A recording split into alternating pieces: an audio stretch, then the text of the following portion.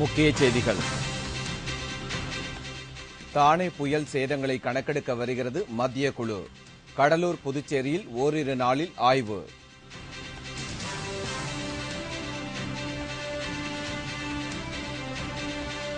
Spectrum ஊழல் முறைகேட்டில் தயாநிதி மாறன் மீது நடவடிக்கை எடுக்காதது ஏன்? சிபிஐ அமலாக்கத்துறைக்கு உச்சநீதிமன்றம் நோட்டீஸ்.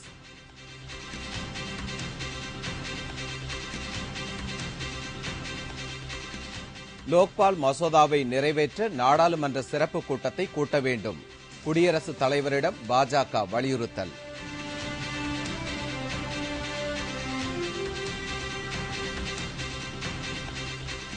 தமிழகத்தில் வாக்காளர்களின் எண்ணிக்கை 5 கோடியை தாண்டியது. தேர்தல் ஆணையம் தகவல்.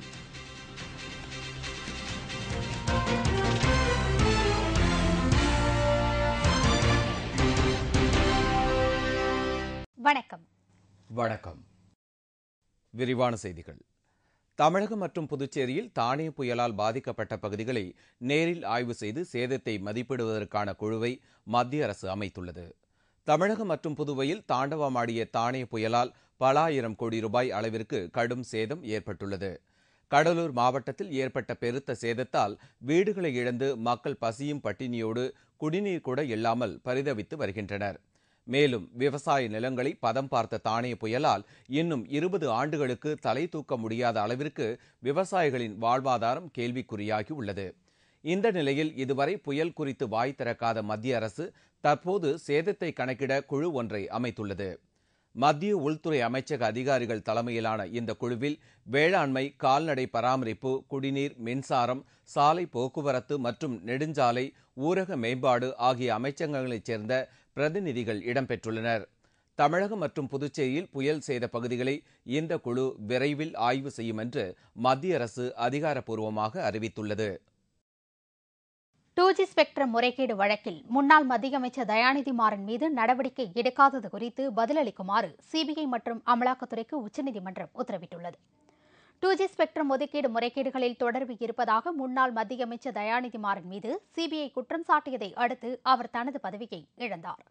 இது தொடர்பாக அவர் மீது வழக்கு பதிவு செய்து விசாரணை மேற்கொள்ளப்படும் என்றும் சிபிஐ அப்போது தெரிவித்திருந்தது. ஆனால் இதுவரை இந்த விவகாரத்தில் எந்தவித நடவடிக்கையும் மேற்கொள்ளவில்லை. இந்நிலையில் அண்ணா ஹசாரே ஆதரவாளரும் உச்சநீதிமன்ற வழக்கறிஞருமான பிரசாந்த் பூஷன் உச்சநீதிமன்றத்தில் தாக்கல் செய்த மனுவில் ஸ்பெக்ட்ரம் தொடர்பாக எஸ்ஆர் மற்றும் லூப் நிறுவனங்கள் மீது சிபிஐ மென்மையான போக்கை கடைபிடிப்பதாகவும் முன்னாள் மத்திய அமைச்சர் தயாநிதி மாறன் மீது எந்தவித நடவடிக்கையும் எடுக்கவில்லை என்றும் கூறியிருந்தார். இந்த மனுவை விசாரித்த நீதிபதிகள் 2G ஸ்பெக்ட்ரம் ஊழல் வழக்கில் தொலைத்தொடர்பு நிறுவனங்களான எஸ்ஆர், லூப் மற்றும் அதனுடைய விளம்பரதாரர்கள் மீது வழக்கு பதிவு செய்யாததற்கான காரணம் குறித்து சிபிஐ பதிலளிக்க வேண்டும் என்று உச்சநீதிமன்றம் கூறியுள்ளது. மேலும் முன்னாள் தொலைத்தொடர்புத்துறை அமைச்சர் தயாநிதி மாறன் மீது நடவடிக்கை எடுக்காதது குறித்தும் பதிலளிக்குமாறு சிபிஐ மற்றும் அமலாக்கத்துறைக்கு நோட்டீஸ் அனுப்பியுள்ளது. இது தொடர்பாக செய்தியாளர்களை சந்தித்த பிரசாந்த் பூஷன் 2G ஸ்பெக்ட்ரம் வழக்கில் சிபிஐ மற்றும் அமலாக்கத்துறை எடுக்கும் முடிவுகளில் சட்ட அமைச்சகமும் மூத்த அதிகாரிகளும் முட்டுக்கட்டை போடுவதாக குற்றம் சாட்டினார். Today we are repeatedly saying that because top officials, top people in the government are involved, or they are being influenced by these large corporates, therefore they are interfering with the investigation of the CBI, because the government and these ministers have administrative control over CBI officers. வலுவான லோக்பால் மசோதாவை நிறைவேற்ற நாடாளுமன்ற சிறப்பு கூட்டத்தை கூட்ட வேண்டும் என்று குடியரசுத் தலைவர் பிரதீபா பாட்டீலிடம் பாஜக வலியுறுத்தியுள்ளது. பாஜக தலைவர் நிதின் கட்காரி தலைமையில் எல்.கே. அத்வானி, சுஷ்மா சுவராஜ், அருண் ஜேட்லி உள்ளிட்ட மூத்த தலைவர்கள் மற்றும் நாடாளுமன்ற உறுப்பினர்கள் பலரும் குடியரசுத் தலைவர் பிரதீபா பாட்டீலை நேற்று அவரது இல்லத்தில் சந்தித்து மனு ஒன்றை அளித்தனர். அப்போது லோக்பால் மசோதா மீது மாநிலங்களவையில் ஓட்டெடுப்பு நடத்த ஏதுவாக நாடாளுமன்ற சிறப்பு கூட்டத்தை உடனடியாக கூட்ட வேண்டும் என்று வலியுறுத்தியதாக தெரிகிறது. அதன் பின்னர் செய்தியாளர்களிடம் பேசிய அருண் ஜேட்லி, கடந்த டிசம்பர் மாதம் 29ஆம் தேதி நடைபெற்ற மாநிலங்களவை கூட்டத்தில் லோக்பால் மசோதாவை நிறைவேற்ற மத்திய அரசு தவறிவிட்டதாகவும் இதற்காக அதன் கூட்டணி கட்சிகளை பயன்படுத்தி காங்கிரஸ் நாடகமாடியதாகவும் குற்றம் சாட்டினார். हमने राष्ट्रपति जी को यह भी कहा कि जो संसद शब्द की परिभाषा है संविधान में, उसमें राष्ट्रपति जी संसद का एक अंग हैं, दोनों सदन और राष्ट्रपति जी, और इसीलिए हम महामहिम राष्ट्रपति जी के पास आए हैं कि संसद की विश्वसनीयता के ऊपर जो प्रश्न चिन्ह लगा है उसके संबंध में सरकार को ठोस सुझाव देकर राष्ट्रपति जी पहल करें और संसद का सत्र दोबारा बुलवाएं, उसमें इसके ऊपर तुरंत जो वोट की कार्रवाई स्थगित की गई थी उसको करवाएं और एक मजबूत लोकपाल विधेयक जिसके माध्यम से पारित हो सके। தமிழகத்தில் வாக்காளர்களின் எண்ணிக்கை 5 கோடியை தாண்டியுள்ளது என்று தமிழக தலைமை தேர்தல் ஆணையர் பிரவீன்குமார் தெரிவித்துள்ளார். புகைப்படத்துடன் கூடிய வாக்காளர் இறுதிப் பட்டியல் நேற்று தமிழகம் முழுவதும் வெளியிடப்பட்டது. இதில் புதிய வாக்காளர்களாக 33 லட்சம் பேர் சேர்க்கப்பட்டுள்ளனர். இதுகுறித்து தலைமை செயலகத்தில் செய்தியாளர்களை சந்தித்த தலைமை தேர்தல் அதிகாரி பிரவீன்குமார், கடந்த ஆண்டு அக்டோபர் மாதம் 24ஆம் தேதியில் இருந்து நவம்பர் 11ஆம் தேதி வரை நடைபெற்ற வாக்காளர் சேர்ப்பு பணியில் 33,26,000 பேர் புதிதாக சேர்க்கப்பட்டுள்ளதாக கூறினார். இதனால் தற்போது தமிழக வாக்காளர்களின் மொத்த எண்ணிக்கை 5,04,31,000 உயர்ந்துள்ளதாகவும், இதில் 2,38,08,000 ஆண் வாக்காளர்களும் 2,35,49,000 பெண் வாக்காளர்களும் இடம்பெற்றுள்ளதாக பிரவீன்குமார் குறிப்பிட்டார். இவர்களுக்கு தேசிய வாக்காளர் தினமான ஜனவரி 25ஆம் தேதி புகைப்படத்துடன் கூடிய அடையாள அட்டை வழங்கப்படும் என்றும், பொதுமக்கள் தங்களது பெயர் பட்டியலில் இருக்கிறதா என்பதை மாநகராட்சி பகுதிகளில் உள்ள மண்டல அலுவலகங்களிலும் மற்ற பகுதிகளில் உள்ளவர்கள் தாசில்தார் அலுவலகங்களிலும் அறிந்து கொள்ளலாம் என்றும் தெரிவித்தார். 25 ஜனவரி எல்லா போலிங் பூத்ல நமக்கு நேஷனல் ஓட்டர் டே செலிப்ரேஷன் இருக்கும். இந்த சம்மரி டிவிஷனில் யார் பேர் ஆட் ஆயிருக்கு அவங்க எல்லாரும் இந்த 25 ஜனவரி ஃபங்க்ஷனில் அவங்களுக்கு எபிக் கார்டு கொடுக்கப்படும் தான். ஸ்டேட் லெவல் ஃபங்க்ஷன் நம்ம ஹிஸ் எக்ஸலன்சி கவர்னர் சேர் பண்ண போகிறாங்க லாஸ்ட் டைம் மாதிரி. அதே மாதிரி எல்லா டிஸ்ட்ரிக்டில் ஃபங்க்ஷன் இருக்கும், எல்லா போலிங் பூத்தில் ஃபங்க்ஷன் இருக்கும். இப்போ 54,000 போலிங் பூத்ஸ் இருக்குது 27,000 லொக்கேஷன்ஸில். எல்லா 27,000 லொக்கேஷன்ஸில் அந்தந்த தலைமை ஆசிரியர் இருக்காங்க, ஹெட் மாஸ்டர் இருக்காங்க, அவர் தலைமையில் ஃபங்க்ஷன் நடக்கப்படும் தான். ராமநாதபுரத்தில் வரைவு வாக்காளர் பட்டியலை மாவட்ட ஆட்சியர் அருண்ராய் வெளியிட்டார். இதேபோல் நெல்லை, திருச்சி, திருப்பூர், கிருஷ்ணகிரி, கன்னியாகுமரி உள்ளிட்ட தமிழகத்தின் அனைத்து மாவட்டங்களிலும் வாக்காளர் இறுதிப் பட்டியல்கள் வெளியிடப்பட்டது. போட்டித் தேர்வுகள் மூலம் மட்டும் பட்டதாரி ஆசிரியர்கள் தேர்வு செய்வது குறித்து பதிலளிக்க வேண்டும் என்று தமிழக அரசிற்கு மதுரை உயர்நீதிமன்ற கிளை நோட்டீஸ் அனுப்பியுள்ளது. பிஎட் முடித்த லட்சக்கணக்கானோர் வேலைவாய்ப்பு அலுவலகங்களில் பதிவு செய்துள்ளனர். இந்த நிலையில் இடைநிலை ஆசிரியர்கள் மாநில பதிவு மூப்பு அடிப்படையிலும், பட்டதாரி மற்றும் முதுகலை பட்டதாரி ஆசிரியர்கள் போட்டித் தேர்வுகள் மூலமும் தேர்வு செய்யப்படுவார்கள் என்று தமிழக அரசு அறிவித்தது. பள்ளிக் கல்வியில் ஆசிரியர் தகுதித் தேர்வு எழுதி வெற்றி பெற்றால்தான் பட்டதாரி ஆசிரியர்கள் நியமிக்கப்படுவார்கள் எனவும் அறிவிக்கப்பட்டதால் ஆசிரியர்கள் அதிர்ச்சி அடைந்தனர். பட்டதாரி ஆசிரியர்களுக்கு தகுதித் தேர்வு நடத்துவது தேவையற்றது என்றும், இது தொடர்பான உத்தரவை ரத்து செய்ய வேண்டும் என்றும் புதுக்கோட்டையைச் சேர்ந்த மூவர் மதுரை உயர்நீதிமன்றத்தில் மனு தாக்கல் செய்திருந்தனர். இந்த நிலையில் இந்த மனுவை நேற்று விசாரித்த நீதிபதி வி. தனபாலன், இதுகுறித்து 2 வாரங்களுக்குள் பதிலளிக்க வேண்டும் என்று கூடுதல் தலைமைச் செயலர், பள்ளிக் கல்வி இயக்குநர் மற்றும் ஆசிரியர் தேர்வு வாரிய தலைவர் ஆகியோருக்கு நோட்டீஸ் அனுப்ப உத்தரவிட்டார்.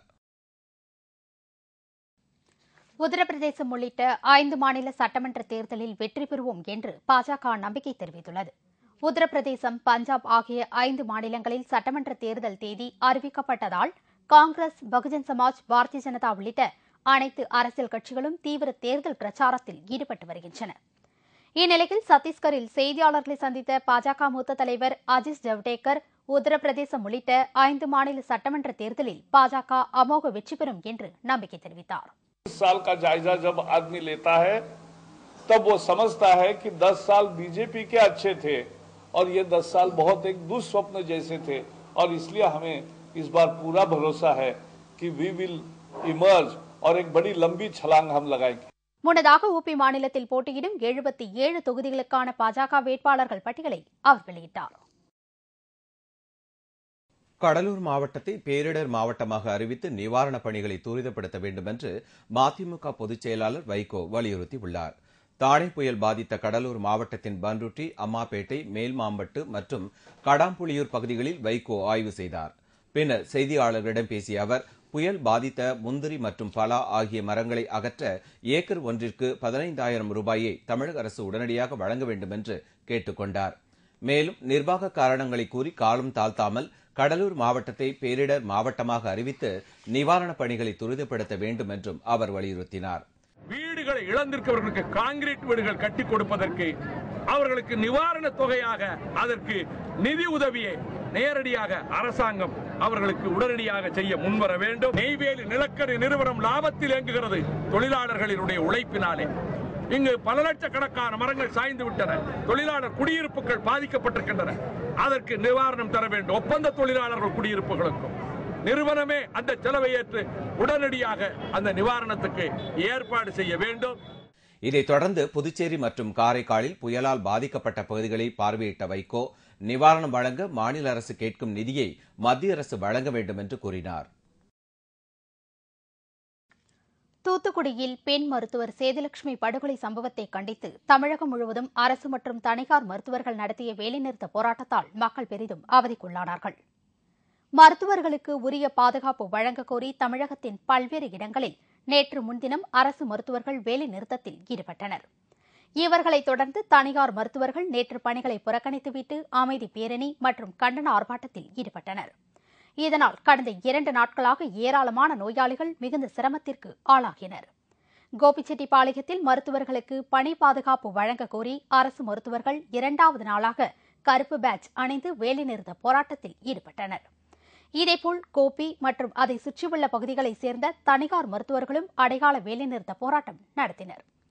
நிலக்கோட்டை பகுதியில் உள்ள சுமார் 60 தனியார் மருத்துவமனைகளைச் சேர்ந்த மருத்துவர்கள் நேற்று அடையாள வேலைநிறுத்தத்தில் ஈடுபட்டனர்.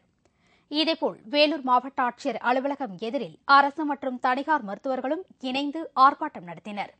இந்த ஆர்ப்பாட்டத்தில் மருத்துவமனைகளுக்கும் மருத்துவர்களுக்கும் அரசு உடனடியாக பாதுகாப்பு வழங்க வேண்டும் என்று வலியுறுத்தப்பட்டது.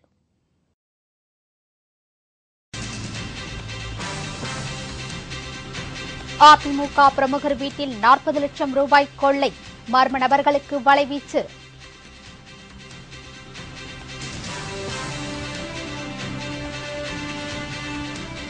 கோவை மத்திய சிறையில் செல்போனை வாடகைக்கு விட்டு வசூல் வேட்டை, சிறை அதிகாரிகள் மீது கைதிகள் திடுக்கிடும் புகார் மற்றும் பல செய்திகள் விளம்பர இடைவேளைக்கு பிறகு.